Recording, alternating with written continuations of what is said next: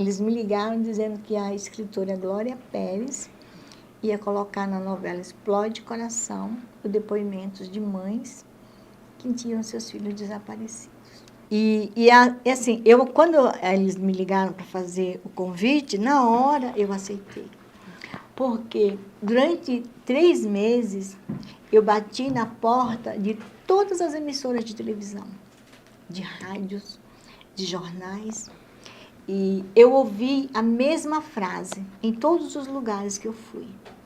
Senhora, este assunto não está em pauta. Não está em pauta? É. E eu sabia lá o que era pauta. Hoje eu estou escolada. Hoje eu sei de tudo que é, sabe? Eu aprendi. Gente, uma criança de 13 anos desaparecida E aí eu falei, essa é a oportunidade que eu tenho de encontrar minha filha. Eu fui.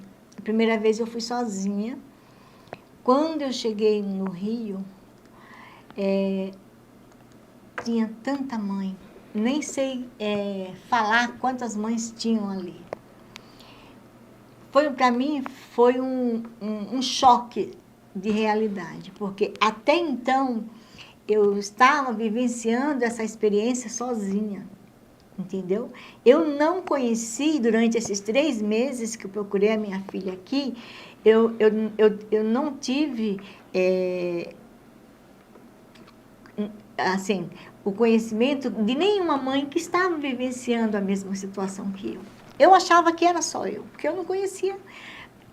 Até mesmo quando eu fui na delegacia, eu não encontrei uma mãe procurando por um filho desaparecido lá.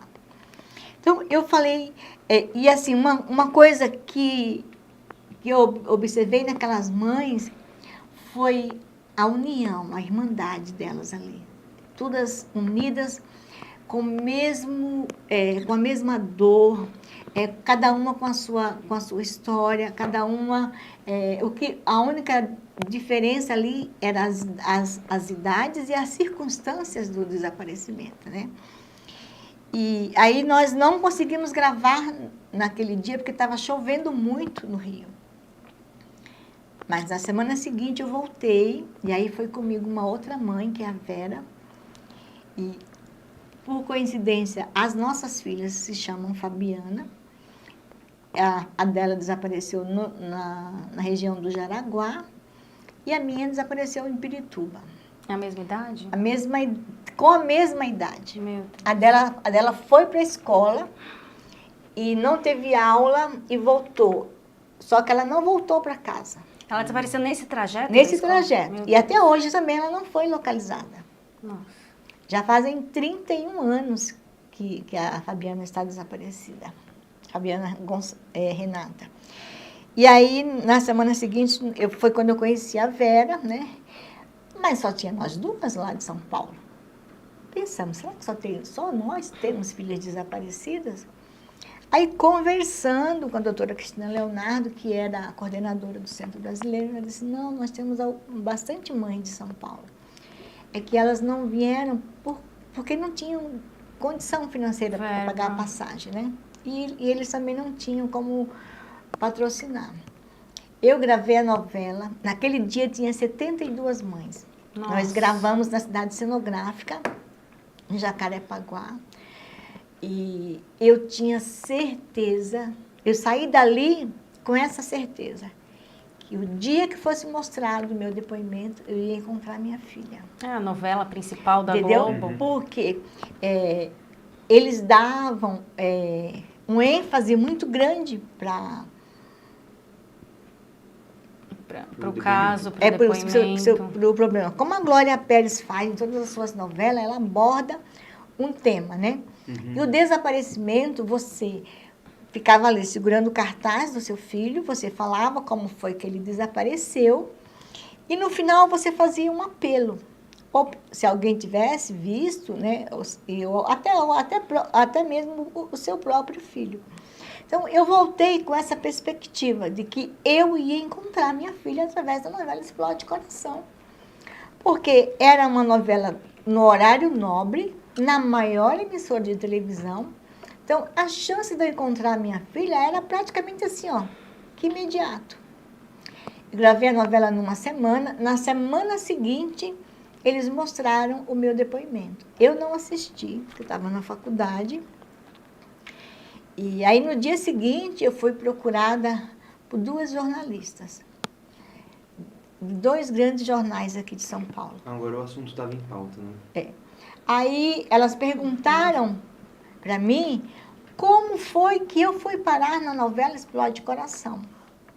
E aí eu expliquei que todas aquelas mães que estavam aparecendo na novela eram mães que tinham seus filhos cadastrados no Centro Brasileiro. E no final aparecia o nome e o telefone do Centro Brasileiro, né? E aí eu fiz um desabafo. Eu contei a minha trajetória daqueles 3 meses de busca solitária. Que eu procurava a minha filha e passava informações, que eu investigava e passava informação para a polícia. E todas as vezes que eu fui até a delegacia, eu ouvi a mesma coisa. A senhora tem alguma notícia da sua filha? Gente, que cansa. Entendeu? Surreal. Sendo que você vai na delegacia para procurar as notícias. Eles que teriam que ter a notícia. E eu brigava muito com aqueles investigadores. Eu infernizava a vida deles.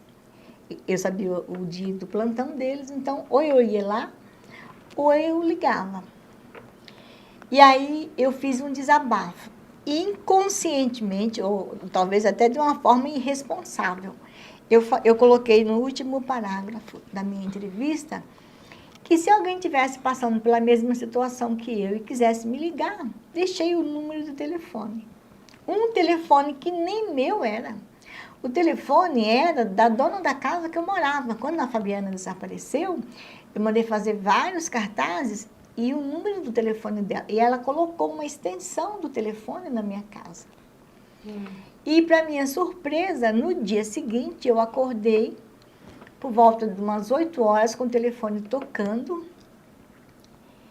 E aí era famílias de desaparecidos, era produção de rádio, de jornais, de TV. No domingo, eu já estava num programa desses programas de domingo, ao vivo, entendeu? E aí, as pessoas me perguntavam onde e quando me encontrar, né?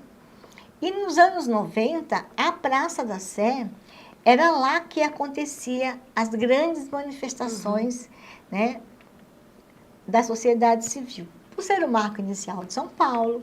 Então, eu sempre via a Praça da Sé como sendo um centro das grandes concentrações dos movimentos sociais. Como se fosse a Paulista hoje. Depois de um tempo, eles migraram para a Paulista. Mas nos anos 90, era na Praça da Sé que aconteciam as grandes manifestações. Aí eu falei, pensei assim, né? Eu e a Vera pensamos.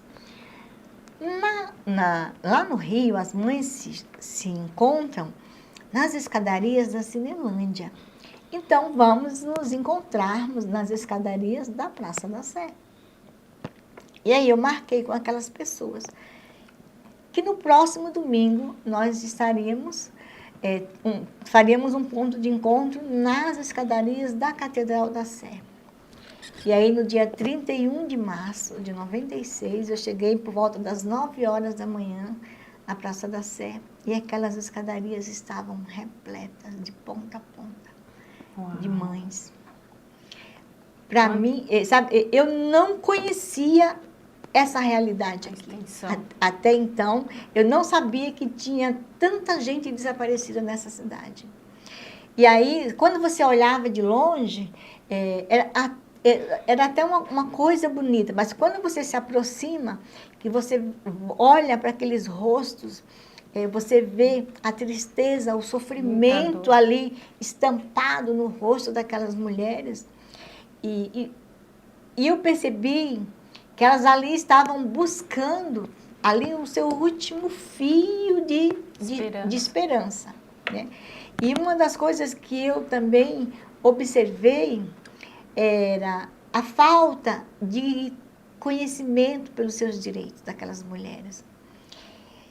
E eu continuei alimentando a esperança de que eu ia encontrar minha filha, porque agora não era só a novela. Foi a imprensa inteira de São Paulo, tanto a televisão, como rádio, jornais e revistas, estava em peso na Praça da Sé no dia 31.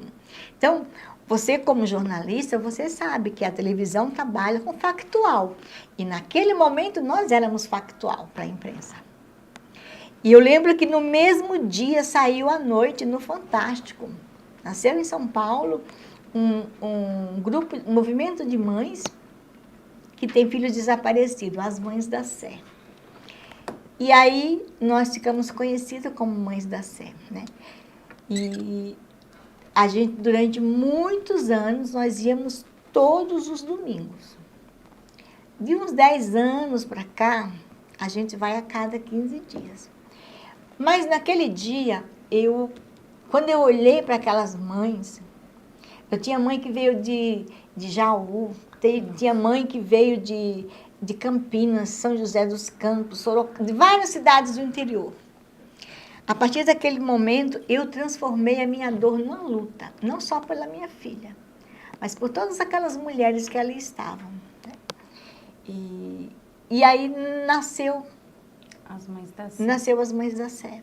A partir daquele dia, eu abdiquei da minha vida pessoal,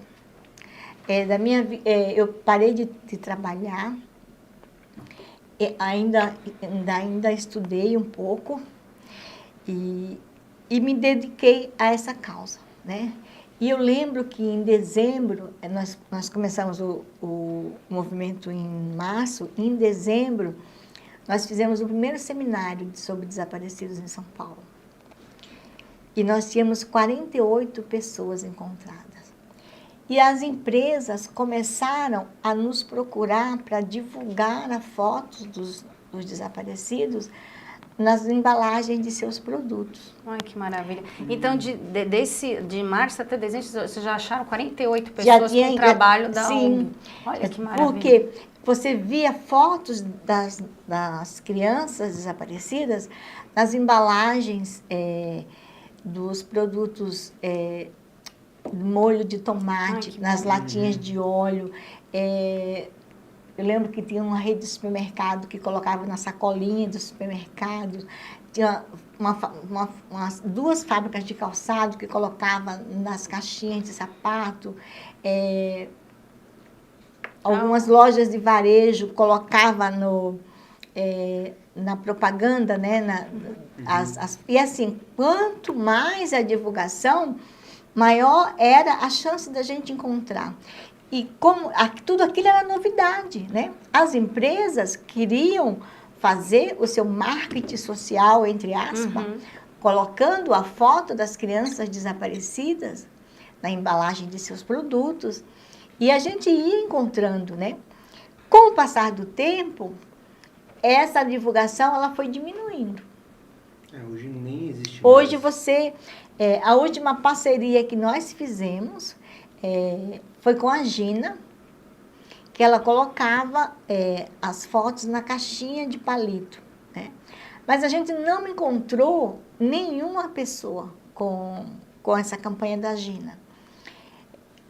Foi uma campanha que ela teve uma repercussão muito grande, mas a gente recebia, eu recebo até hoje trotes. Que absurdo! De crianças mesmo, entendeu? Que ligam e eu falo, escuta aqui, Pestinha, peraí que eu vou ligar novamente e vou falar com a sua mãe.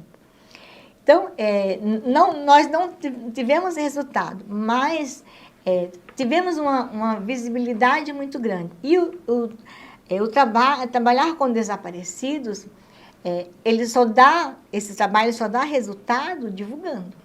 Hoje, a nossa ferramenta de divulgação são as redes sociais.